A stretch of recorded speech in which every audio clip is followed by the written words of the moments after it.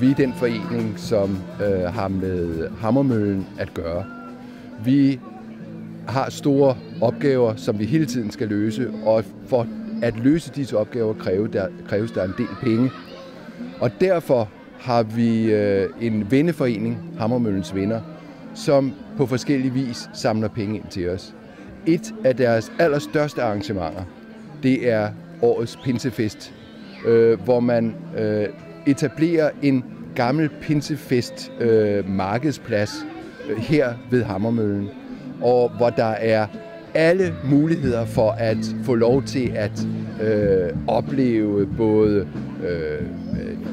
musik, teater, man kan gå på loppemarked, man kan spise fra grillen, og man kan drikke øl og sodavand, som man nu har lyst.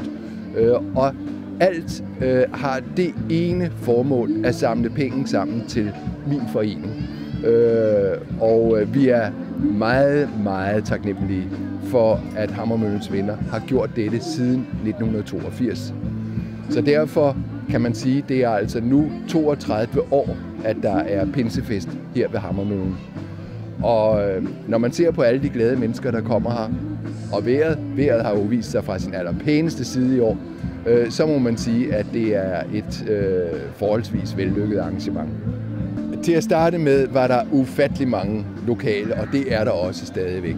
Men rygtet eller ryget om dette pinsemarked har bredt sig, og derfor så kommer der også folk længere væk fra, selv fra Helsingør. Jeg har endda hørt, at der er nogen fra København. Så jeg vil tro, at det vil lykkes at få rigtig mange mennesker til at møde op her. Et af vores helt store problemer, og det gælder både for Hellebæk-Ålsgård Egnshistorisk Forening, og det gælder for Hammermøllens Venner, det er, at den faste stab af dem, der knokler løs med det, hvert år bliver et år ældre. Og hvor dengang de startede i 82, var unge mennesker mellem 30 og 40, så er det altså nu knap så unge mennesker mellem 60 og 70, eller endda mere. Og det bliver selvfølgelig efterhånden et problem. Så vi har brug for unge mennesker, der synes, at det er spændende at være med i sådan noget her som det her. Og så selvfølgelig også i det historiske, egnshistoriske.